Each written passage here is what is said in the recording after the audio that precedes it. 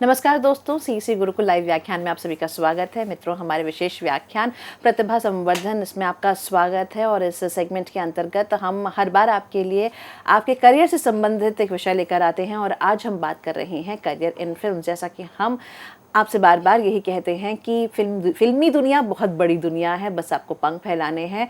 तो आपके पंखों को उड़ान देने के लिए आज हमारे साथ हमारे स्टूडियो में मौजूद हैं फिल्म क्रिटिक दीपक दुआ, जिन्हें राष्ट्रपति द्वारा राष्ट्रीय पुरस्कार से नवाजा गया। बेस्ट फिल्म क्रिटिक के रूप में आज ये हमारे बीच प्रचलित हैं। इनकी समीक्षाओं को आप निरंतर पढ़ते होंगे। फिल्म क्रिटिक गिल्ड के आप मेंबर हैं और नित्य प्रति चाहे मैगजीन्स हों, न्यूज़पेपर्स हों, ये लिखते रहते हैं क्योंकि लिखना इनका शौक़ है। फिल्मी दुनिया से मोहब्बत करते हैं। फिल्मी पत्रकारिता से इन्होंने शुरुआत की और 1993 से लेकर आज तक का इनका सफ़र बहुत ही खूबसूरत है।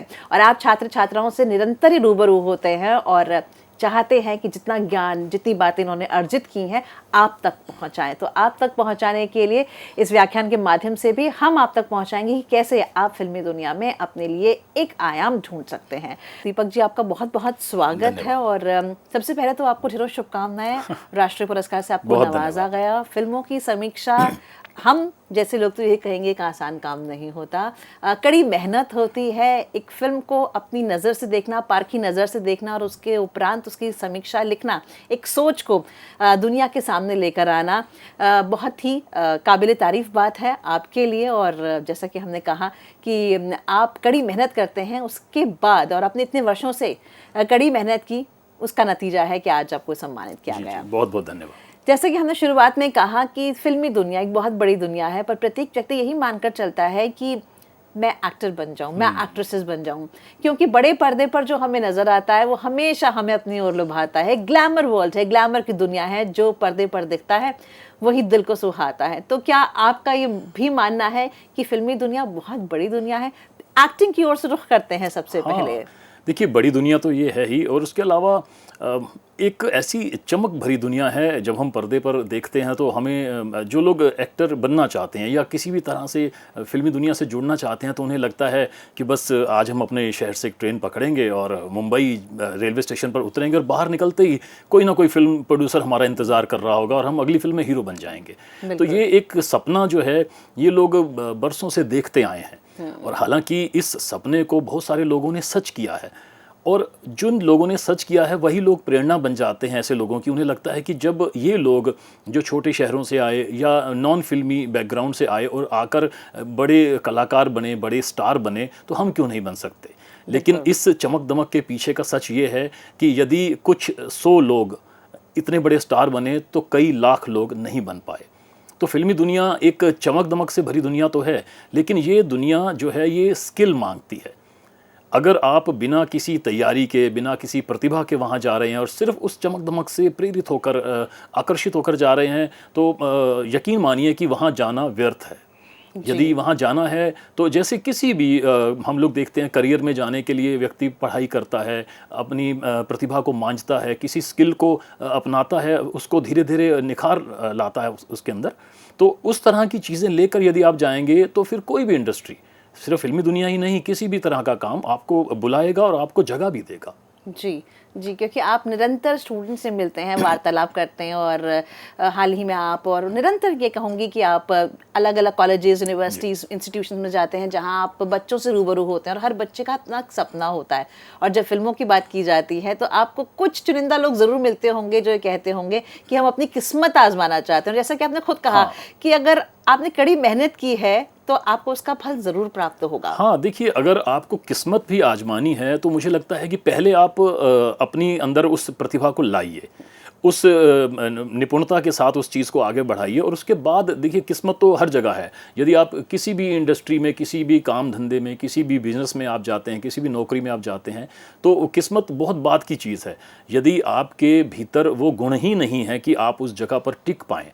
तो जैसे अगर हम एक्टिंग की बात करें तो मुझे लगता है कि यदि आप एक्टिंग की ओर रुख करना चाह रहे हैं, और आजकल की जो पीढ़ी है, मैं अभी जब जाता हूं बहुत सारे संस्थानों में, और जो नई पीढ़ी के जो मुझे छात्र छात्राएं मिलते हैं जो ये कहते हैं कि हम एक्टिंग में जाना चाहते हैं, तो वो सिर्फ जाना चाहते नहीं हैं, वो उस जाने की कोशिशें भी कर रहे हैं।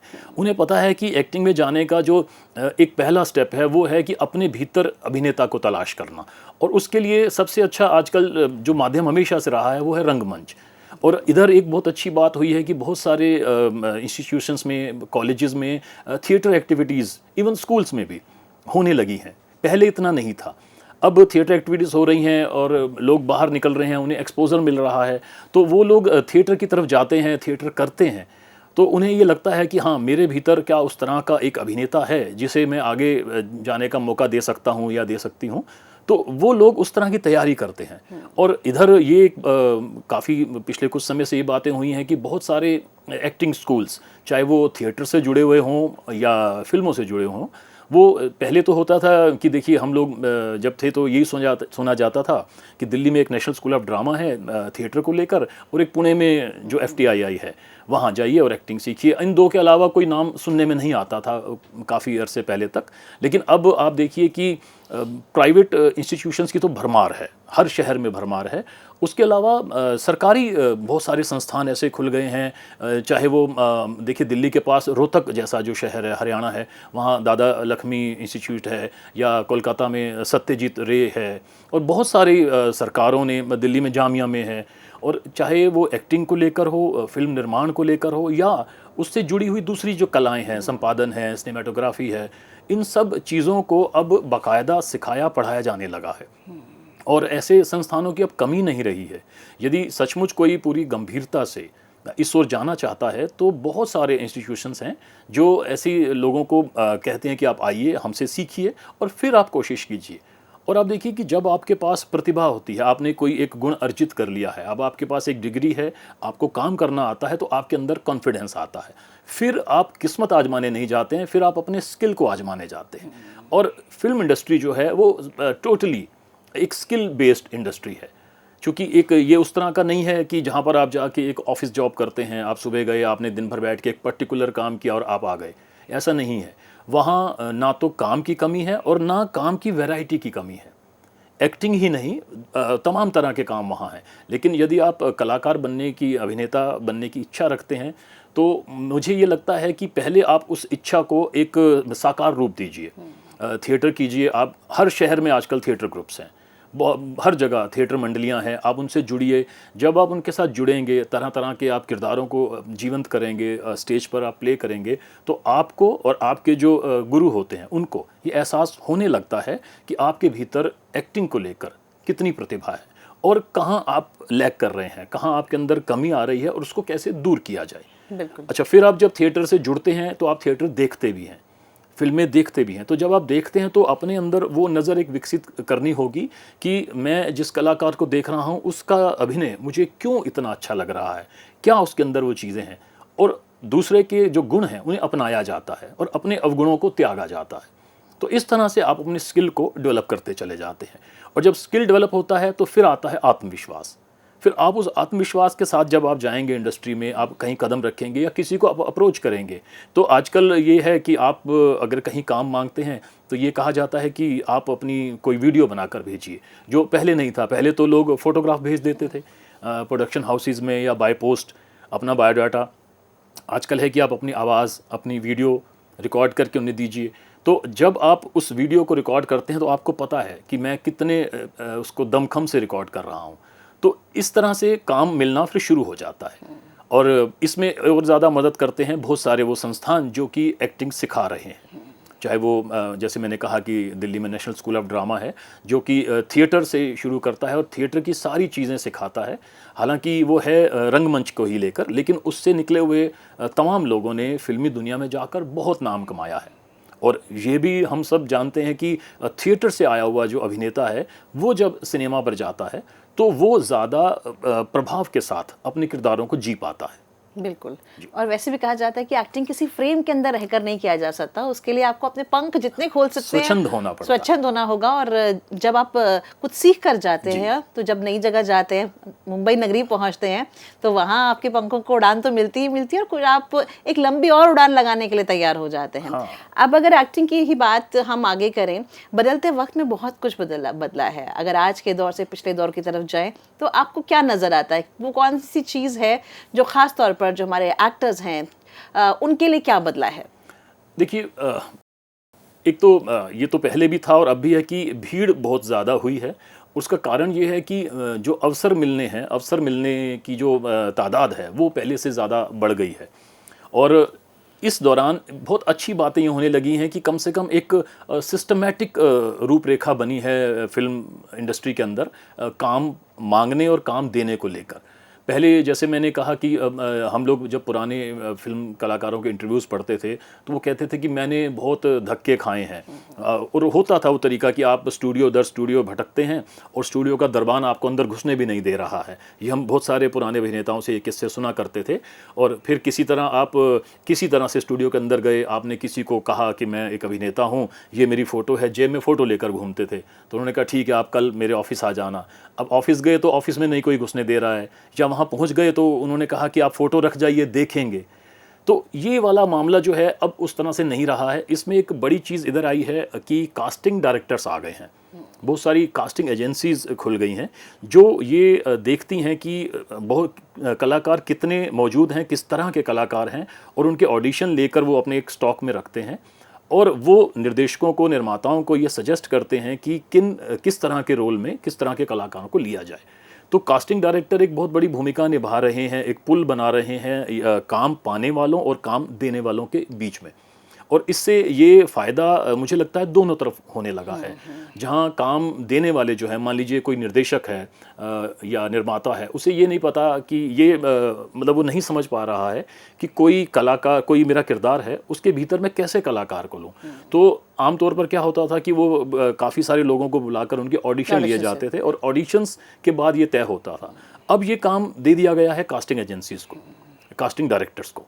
वो लोग ये देखते हैं कि किरदार की रूपरेखा कैसी है स्क्रिप्ट पढ़ने के बाद, और उस किरदार में उनको पता है कि हमारा जो डाटा बैंक है, हमारे पास जो एक कलाकारों की लिस्ट है, उसमें कौन सा कलाकार इस तरह के किरदार में फिट होगा। तो उसका अर्थ ये है कि अगर हम फिल्म इंडस्ट्री में एंटर कर रहे हैं और एक्टिंग के अलावा कुछ और करना चाहते हैं, तो कास्टिंग डायरेक्टर बन सकते हैं। कास्टिंग डायरेक्टर बन सकते हैं। और आप देखिए कि ये एक बड़ी मज़ेदार बात है कि बहुत सारे अभिनेता, बहुत सारे ऐसे लोग जो वहाँ पर गए थे कलाकार बनने, लेकिन वो कास्टिंग का काम करने लगे, और जब वो कास्टिंग डायरेक्टर के तौर पर काफ़ी ज़्यादा ख्यात हो गए, तो वो अपने साथ साथ मान लीजिए उनके पास कोई रोल आया तो उन्हें लगा कि अरे इस रोल में तो मैं ही आ सकता हूँ। मैं अभिषेक बनर्जी का नाम लेना चाहूँगा। बहुत सारे फिल्मों में और स्त्री फिल्म में हम देख चुके हैं, उनको बड़ा अच्छा काम किया उन्होंने। तो वो कास्टिंग डायरेक्टर का काम करते हैं कि उस फिल्म के सारे किरदारों के लिए उन्होंने कलाकारों का चुनाव किया, लेकिन उन्हें लगा कि ये फला किरदार जो है ये मैं अच्छा कर सकता हूँ, तो वो खुद को भी कास्ट कर लिया उन्होंने। बिल्कुल। और ऐसे बहुत सारे हैं कला वहाँ पे कास्टिंग के लोग, या कास्टिंग डायरेक्टर अकेला तो नहीं है, उसकी कास्टिंग एजेंसी है, उसके पास बहुत सारे लोग हैं। और आम तौर पर ये जो लोग वो हैं जो शायद कभी अभिनेता बनने गए थे, अभिनय के क्षेत्र में जाना चाहते थे, लेकिन वहाँ जाकर उन्होंने उनको असिस्ट करना शुरू कर दिया, और बीच बीच में वो अपने लिए भी रोल चुन लेते हैं। तो आप ये देखिए कि यदि आप मुंबई का रुख कर रहे हैं, तो सिर्फ ये कि मैं पर्दे पर जाऊंगा और मैं छा जाऊंगा सुपरस्टार बनकर, इस तरह की सोच के साथ जाएंगे तो मैं कहूँगा कि आप अपने फोकस को नैरो कर रहे हैं। आप क्यों नहीं एक बड़ी सोच रखते कि फिल्म इंडस्ट्री में जो 50 तरह के काम हैं, यदि मैं उन कामों की ओर जाता हूं तो भी तो मैं फिल्म इंडस्ट्री का पार्ट बन सकता हूं। बिल्कुल। किसी भी फिल्म के बनने के पीछे खाली सिर्फ ये कलाकार या अभिनेता, अभिनेत्री या सपोर्टिंग आर्टिस्ट ही नहीं होते हैं, उसके तकनीकी पक्ष के जो लोग हैं। आप देखिए कि एक फिल्म के बनने में जो प्रत्यक्ष भूमिका होती है वो सैकड़ों लोगों की होती है, अप्रत्यक्ष तो ना जाने कितने जुड़े होते हैं। तो उन सैकड़ों लोगों में कई तरह के रोजगार के अवसर हैं, तो यदि लोग चाहें तो उससे भी जुड़ा जा सकता है। बिल्कुल। आपने भी ये बात की एक्टर्स के बारे में और किस तरह से चयन किया जाता है। अब एक्टर्स की भी कैटेगरी का अर्थ यहाँ पर ये है कि हर कोई सोचता है कि हम लीड एक्टर या एक्ट्रेस बनेंगे। एक फिल्म को जब देखा जाता है बहुत सारे किरदार होते हैं और हर किरदार एक कैरेक्टर तो है ही है, साथ ही साथ एक एक्टर है, शायद कोई कॉमेडियन है।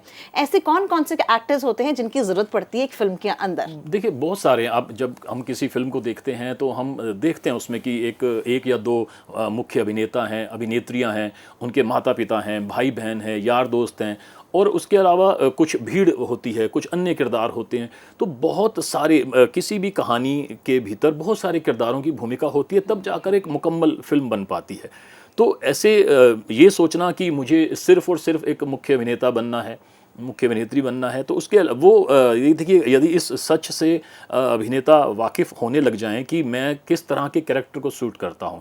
इधर एक बदलाव मैंने ये देखा है कि ये आने लगा है कि जो लोग किसी स्पेशल बैकग्राउंड से आते हैं, मान लीजिए कोई बिहार से हैं या कोई राजस्थान से हैं, और कोई एक कैरेक्टर है और वहाँ डिमांड होती है। किसी कास्टिंग डायरेक्टर ने किसी ग्रुप में ये लिखा या उसने ये मैसेज फैलाया कि मुझे एक ऐसा किरदार चाहिए जो राजस्थानी अच्छी बोल सकता हो, टच फील देने के लिए, वो वाली फील। उनके पास मान लीजिए कोई बंगाली किरदार है, हिंदी फिल्म है लेकिन मान लीजिए बंगाली किरदार है, तो या उनकी हिंदी फिल्म कोलकाता में जाके शूट हो रही है, तो उनको वहाँ ऐसे लोग चाहिए जो हिंदी में बोल सकें लेकिन एक बंगाली फील उनके भीतर आए। तो इस तरह के जो लोग वहाँ जा रहे हैं, तो अगर आप ये सोचेंगे कि नहीं नहीं मैं तो मेन लीड हीरो या लीड हीरोइन ही बनूंगा और उसके अलावा नहीं, जैसे शेर तो घास नहीं खाएगा, तो ये वाली बात नहीं है। यदि आपको किसी तरह का किरदार मिल रहा है, और बहुत सारे ऐसे हमारे पास एग्जाम्पल रहे हैं कि किसी कलाकार ने एक छोटे किरदार से शुरुआत की और धीरे धीरे उसको ख्याति मिलती गई और उसका नाम बहुत ऊंचा हो गया और वो बहुत बड़े स्टार के तौर पर पहचाना जाने लगा। तो खुद को एक जगह पर नैरो करने की बजाय एक ब्रॉड सोच के साथ यदि अभिनेता अभिनेत्रियां चलेंगे, तो मुझे लगता है कि वो अच्छा काम भी पा सकेंगे और अच्छा नाम भी पा सकेंगे। जी दीपक जी, एक और बात यहाँ पर जानना चाहूँगी, क्योंकि एक्टिंग की बात जब हो रही, हालांकि बहुत सारे क्षेत्र हैं जिन पर हम बात कर सकते हैं। जैसे हमने कहा कि हमने लीड एक्टर एक्ट्रेस के बारे में बात की, एक शायद ज़माना क्या होता था ऐसा जहाँ सिर्फ ये देखा जाता था कि चेहरा फोटोजेनिक है कि नहीं, और अगर आज की परिप्रेक्ष्य की बात करें, अब कैरेक्टर देखा जाता है कि कैरेक्टर, ये जो एक्टर है हमारे कैरेक्टर को बहुत सूट करेगा। तो क्या ये बदलाव है? हाँ, ये बदलाव आया है। पहले जब भी किसी की बात होती थी तो कहा जाता कि हीरो मटेरियल, एक वर्ड यूज़ किया जाता था, मटेरियल। तो देखिए मटेरियल हम किसको बोलते हैं, तो हीरो मटेरियल, हीरोइन मटेरियल, इस तरह से देखा जाता था। लेकिन चाहे वो उस किरदार में सूट कर रहा है या नहीं कर रहा है, ऐसे पुराने कई एग्जांपल मिलते हैं। लेकिन धीरे धीरे जब फिल्में एक सिस्टमेटिक वे में बनने लगी, जब हर पक्ष की तरफ बड़े शिद्दत के साथ सोचा जाने लगा, तो ये चीज़ उभर कर आती है कि जब आप एक लेवल, कोई ये किरदार का एक लेवल होता है, यदि आपको लगता है कि इस किरदार में ये कलाकार फिट बैठ रहा है, तो ये ज़रूरी नहीं है कि उसका चेहरा मोहरा फोटोजेनिक तो देखिए हर व्यक्ति का चेहरा मोहरा होता है, लेकिन क्या वो अपने किरदार को सूट कर पा रहा है, ये एक बड़ी चीज़ होने लग गई है। और यही कारण है कि अब उस तरह के जिसे कहेंगे वो टाल डार्क हैंडसम वाला वो मामला नहीं रहा है। यदि आप इस कैरेक्टर को सूट करते हैं तो आपकी हाइट, आपका चेहरा, आपका कलर, अब ये मायने रखना कम हो गया है, पहले से कम हो गया। किरदार को शायद या एक्टर को जो है उस किरदार के हिसाब से उसके अनुरूप से ढाल दिया जाता है। कितने एक्टर्स को हमने देखा, फिल्म की डिमांड थी, जैसे कि हम अगर बहुत सारी फिल्म्स की बात करें जहाँ अमिताभ बच्चन को पाम में उनका कैरेक्टर पूरा, उनका जो वेशभूषा थी, उनका जो लुक था, वो पूरा चेंज कर दिया। आप देखिए ना, इससे जुड़ी हुई एक और, ये भी तो एक नया हम कहेंगे एम्प्लॉयमेंट है कि मेकअप। पहले मेकअप का अर्थ होता था कि यदि कोई किरदार कैमरे के सामने आ रहा है कलाकार, तो उसके चेहरे पर आपको वो पाउडर लगाना है, उसके बाल ठीक से सेट करने हैं और ये मेकअप हो गया। लेकिन अब प्रोस्थेटिक मेकअप जो आया है, किसी कलाकार की पूरी लुक बदल देना उस किरदार के मुताबिक। और अब पहले इसको मेकअप डिज़ाइन कहा जाता था, फिर इसको कुछ और कहा जाने लगा, लेकिन अब बाकायदा इसके लिए लुक डिज़ाइनर एक शब्द है। फिल्म इंडस्ट्री में ऐसे लुक डिज़ाइनर्स आ गए हैं, दे आर हाईली पेड, और वो अकेले नहीं है। आप ये मान के चलिए कि कोई भी व्यक्ति काम कर रहा है तो उसके पास एक टीम है और आप उस टीम का हिस्सा भी हो सकते हैं। यदि किसी व्यक्ति को मेकअप करने में रुचि है, तो वो सिर्फ ये नहीं कि वो जाकर आप किसी के चेहरे पर सिर्फ लाली पाउडर लगाना है, बहुत तरह के काम हैं। और ये काम इतने ज़्यादा इनोवेटिव तरीके से हो रहे हैं कि इसकी बहुत ज़्यादा कद्र होने लगी है। आप देखते हैं कि बहुत सारे हम लोग जो हाल फिलहाल में कुछ एक फिल्में ऐसी हैं जिनमें किसी को मान लीजिए गंजा दिखाना है तो उसके पहले तो बाल हटाए जाते थे, अब वो इस तरह से उसे दिखा दिया जाता है कि आपको ये एहसास ही नहीं होगा कि उसके बालों के ऊपर ये मेकअप किया गया है, या उसकी स्किन को बूढ़ा दिखाना है, 50 साल आगे का दिखाना है, या किसी बूढ़े को जवान दिखाना है। और अब इन सब में मेकअप के अलावा भी VFX वाली टेक्निक्स भी आ गई हैं। तो इन चीज़ों एक से जुड़कर दूसरी, दूसरे से तीसरी, इस तरह के बहुत सारे रोज़गार जो है वो फिल्म इंडस्ट्री प्रदान कर रही है। आप अपने कैरेक्टर को जस्टिफाई कर सके, बस ये गुण होना चाहिए। बाकी इंडस्ट्री में सारी चीज़ें, सारी सहूलियतें मौजूद हैं कि आपके कैरेक्टर को किस तरीके से निखारा जाए, उसे बदला जाए जिस तरीके से निर्देशक चाहते हैं। यहाँ पर हमने बात की अलग अलग कैरेक्टर्स के बारे में, चाहे फिर आप लीड एक्टर एक्ट्रेसेस हैं, आप विलेन का किरदार निभा सकते हैं, आपके इंडिविजुअली कह सकते हैं व्यक्तिगत रूप में आप में क्या गुण समाहित हैं और किन गुणों को लेकर आप अपने किरदार को निभा सकते हैं। चाहे फिर वो कॉमेडियंस हो, आज आजकल हमने देखा है कितने ही स्टैंड अप कॉमेडियंस हैं जो अब फिल्मों में नजर आ रहे हैं। तो हर किरदार की अपनी एक वैल्यू है और एक्टिंग की दुनिया तो खैर बहुत बड़ी दुनिया पहले देखिए ये भी होता था कि कोई कलाकार यदि ये सोचता था कि नहीं मैं तो सिर्फ पॉजिटिव रोल्स में आऊंगा, मैं हीरो हूं तो मैं हीरो बनूंगा। अब वो जो एक विभाजन रेखा थी कि हीरो, विलेन, कॉमेडियन, ये विभाजन रेखा काफी पहले से धीरे धीरे धुंधली होनी शुरू हो गई थी और अब वो लगभग मिट चुकी है। और एक्टर्स भी चाहते हैं कुछ नया करें। कुछ नया जब आप करना चाहेंगे तो आप ये नहीं देख सकते कि मेरे किरदार का जो टोन है वो क्या पॉजिटिव है, नेगेटिव है। हम देखते हैं इधर मैं बॉबी देओल का नाम लेना चाहूंगा, जिन्होंने एक हीरो के तौर पर शुरुआत की और अब वो एक खलनायक के तौर पर भी हमें नजर आते हैं। तो ये एक कलाकार का, जिसे आपने कहा था पंख फैलाना, ये असल पंख फैलाना यही है। खलनायक के रूप में उन्हें ज्यादा सराहा जा रहा है, ज्यादा प्रेम उन्हें प्राप्त वो ज्यादा प्रभावी अभिनय कर भी पा रहे हैं उसमें। तो कई बार ऐसा भी लगता है कि क्या वो जब एक व्यक्ति हीरो बनने की जिद पाले रहता है तो क्या वो जिद के कारण अपने आप को छोटा तो नहीं कर रहा है, अपने आप को बांध तो नहीं रहा है। तो और एक देखिए अभिनय का तो अर्थ ही ये है कि अपनी बंदिशों को तोड़ देना। तो यदि कोई कलाकार अपनी उन बंदिशों को तोड़कर खुल जाता है, एक स्वच्छंद आकाश में पंख फैलाकर उड़ता है, तो वो ज्यादा अच्छा काम कर पाता है। बिल्कुल। और ये अगर मन में ये ठान के बैठा रहेगा कि नहीं मुझे तो सिर्फ एक ही तरह के कलाकार करने हैं, या कॉमेडी तो कॉमेडियन करेगा, या जो नेगेटिव काम है वो तो विलेन करेगा, तो वो एक तरह से खुद को नैरो करेगा और यहाँ पर वो अपने आप को सीमित कर लेगा। तो यहाँ सीमित करने से वो उसके जो मौके हैं वो कम होते चले जाएंगे। बिल्कुल। कुछ देर पहले हमने बात की थी कि ज़्यादातर निर्देशक ये कोशिश करते हैं कि कुछ कैरेक्टर्स को, जैसे कि हमने क्षेत्रता की बात की कि अगर हमें भोजपुरी टच देना है तो भोजपुरी कलाकारों को हम फिल्म में लेते हैं जिससे कि feel and touch, aesthetic value बढ़ सके फिल्म की। अब जब लीड एक्टर फिल्म में है और उन्हें एक भोजपुरी किरदार देना है तो भाषा उसमें बहुत ज़्यादा महत्वपूर्ण हो जाती है। तो ऐसे में कौन लोग होते हैं जो सहायता देते हैं? क्योंकि अगर एक एक्टर जो मान लीजिए कि हो सकता है कि उत्तरी भाग से है भारत के, अब अगर उसको साउथ इंडियन सीखनी है, साउथ इंडियन टच लाना है, तो इसके लिए क्या किया जाता है और किन लोगों की आवश्यकता पड़ती है? नहीं देखिए, मैं इसमें आपको एक चीज़ बताऊंगी। इधर नई चीज़ ये भी हुई है कि बहुत सारे डायलेक्ट कोच आ चुके हैं। पहले तो ये होता था कि यदि किसी कलाकार को एक पर्टिकुलर लहजे में या पर्टिकुलर कोई बोली भाषा में उससे बुलवाना है तो आमतौर पर उस तरह का कोई ढूंढा जाता था कि कोई टीचर, कोई ऐसा गाइड मिल जाए, या ज़्यादातर तो उस फिल्म के लेखक से ये कह दिया जाता था कि चूंकि आपने इस तरह के संवाद लिखे हैं तो आप इन्हें बोलना सिखा दीजिए। तो लेकिन यदि आप पीछे जाएंगे और कुछ पुरानी फिल्में देखेंगे तो आपको लगेगा कि नहीं, ये उस तरह से नहीं बोल पा रहे हैं, इनके भीतर वो शिद्दत नहीं है उस ज़बान को लेकर जिस ज़बान का वो किरदार निभा रहे हैं। लेकिन इधर कुछ समय से इंडस्ट्री में डायलेक्ट कोच ये एक नई अवधारणा आई है और एक अभिनेता हैं विकास कुमार, जो बहुत अच्छा अभिनय करते हैं, कई फिल्मों में, कई वेब सीरीज़ में वो आ चुके हैं। लेकिन वो और लोग दूसरे कलाकारों को वो डायलेक्ट की कोचिंग देते हैं कि आपने किसी किरदार को किस तरह से, किसी अपने जो संवाद हैं उस किरदार में किस तरह से बोलने हैं। और वो सिर्फ यहाँ हिंदी के कलाकारों को नहीं, जो दक्षिण से कलाकार यहाँ आकर काम कर रहे हैं उनको भी ये सिखा रहे हैं कि आप कैसे बोलें। और उन्होंने बाकायदा इस काम के लिए एक अपनी छोटी मोटी कंपनी खोल ली है, जिस कंपनी में रहकर काफ़ी सारे लोग हैं जो किसी किरदार को बताते हैं कि यदि आपका कला जो किरदार है वो भोजपुरी टच का है, या भोजपुरी नहीं, देखिए आप अगर आप बिहार की भी बात करें तो बिहार में भोजपुरी है, कानपुर की भाषा की जाए तो मिथिला है। हाँ, तो इस तरह के जो टच होते हैं, कानपुर की कहानी है, एक्सेंट जिसे हम बोलते हैं, बोली हिंदी जाती है बट एक्सेंट जो होता है वहाँ का टच, जिसे हम कहते हैं कनपुरिया एक भाषा है। तो कनपुरिया जो टच निकल के आता है, हमने बहुत सारी वेब सीरीज में देखा है इस तरह का, तो वो सिखाया जाता है। एक एग्जांपल मैं दूंगा उड़ता पंजाब फिल्म का, जिसमें आलिया भट्ट ने भोजपुरी किरदार निभाया है। और ये एक दिलचस्प तथ्य ये है कि उनको भोजपुरी बोलना जो है वो अभिनेता पंकज त्रिपाठी ने सिखाया। तो पंकज त्रिपाठी से मैं एक इंटरव्यू कर रहा था, तो मैंने उनसे कहा, मतलब कि आलिया देखिए वो जिसे कहते हैं साउथ बॉम्बे गर्ल हैं, मुंबई में पैदा हुई, मुंबई में पली बड़ी, तो किस तरह से वो इतने अच्छे प्रभावी तरीके से एक भोजपुरी कैरेक्टर को पकड़ पाती हैं। तो उन्होंने कहा कि उन्होंने जिस तरह से सीखने में रुचि दिखाई, कहते हैं कि इस तरह का अच्छा स्टूडेंट मिलना भी बड़ा आवश्यक होता है। तो पंकज त्रिपाठी चूंकि उस बैकग्राउंड से आते हैं, तो उन्होंने जब सिखाया तो आलिया ने उस चीज़ को पकड़ा है।